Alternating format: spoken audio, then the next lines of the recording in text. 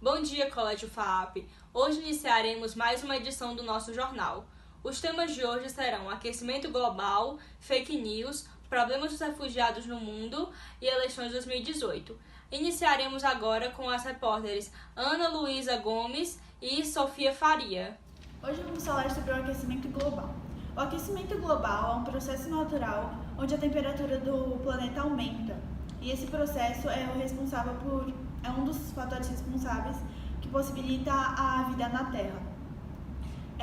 O calor irradiado pelo Sol entra pela atmosfera e, devido à camada de ozônio, se mantém aqui, mantendo uma temperatura agradável para os seres humanos. Porém, as atividades humanas vêm intensificando esse fenômeno. A emissão de gases na atmosfera, causadas por carros, por produção de energia e outros fatores, fazem com que esse processo se intensifique e causa danos maiores do que seria aceitável para o planeta. Como vimos, os gases poluentes formam uma espécie de cobertor em torno do planeta que acaba impedindo que a radiação solar se espalhe para o espaço. Como vimos, os gases poluentes formam uma espécie de cobertor em torno do planeta que acaba impedindo que a radiação solar se espalhe para o espaço. As consequências do aquecimento global são diversificadas e complexas, podendo gerar danos irreversíveis à humanidade. Essas são a extinção de espécies, aumento de casos de desastres naturais como inundações, tempestades e furacões, derretimento de grandes massas de gelo das regiões polares, ocasionando o aumento do nível do mar, podendo levar à submersão das cidades litorâneas e entre outros.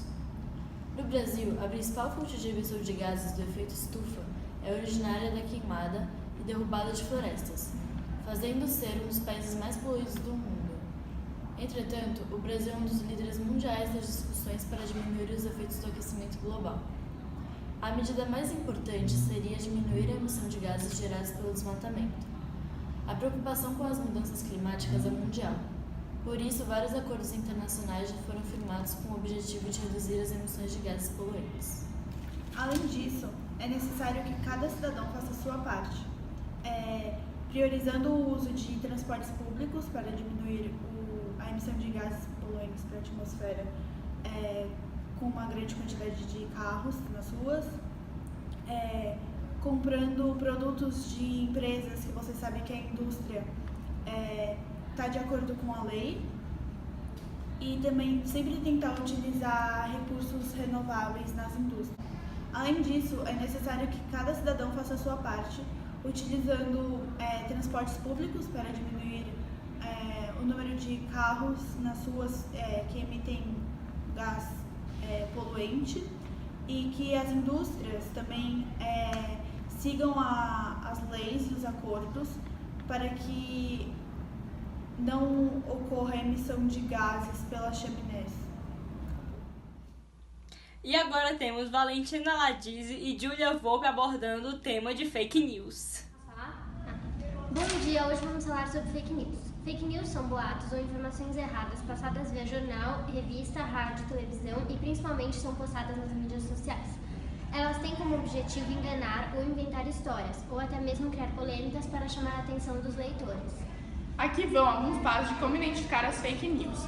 Cheque a fonte, aprenda sobre o site que está visualizando, evite sites conhecidos por sensacionalismo, leia a matéria completa, não apenas sua chamada, preste atenção ao URL, cheque outras notícias do mesmo site, confirme a confiabilidade do autor, cheque por erro de formatação ou ortografia, pesquise a notícia no Google, confira a data de publicação dos posts.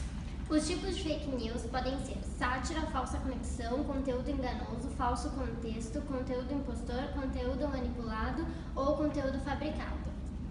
Alguns intelectuais apontam que estamos sob o domínio do pós-verdade, isto é, um momento em que notícias falsas são difundidas, principalmente com o advento da internet, importando muito mais das crenças que se pretendeu solidificar do que a veracidade dos fatos em si. De forma simplificada, A utilização dessa expressão se refere à diminuição do peso dado para a verdade factual e valorização das versões de um fato com o objetivo de sustentar opiniões e ideologias.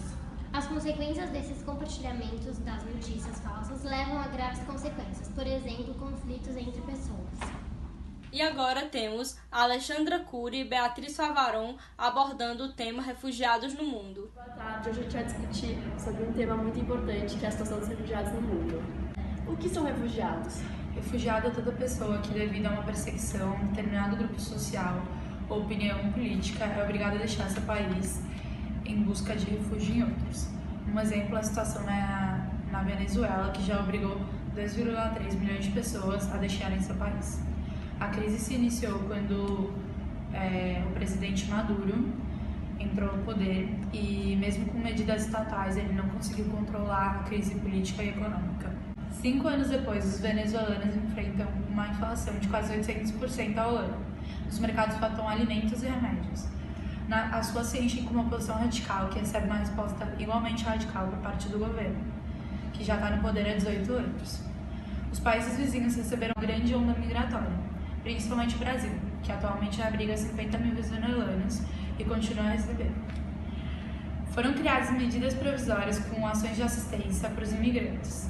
No entanto, muitos refugiados vivem em situação de rua e todos os abrigos estão lotados. Uma possível solução seriam ações governamentais que possibilitem a oferta de empregos para os refugiados em áreas de mão de obra escassa, além de integração social e conscientização da população brasileira sobre a situação dos refugiados. Sobre a situação na Síria, que é igualmente preocupante.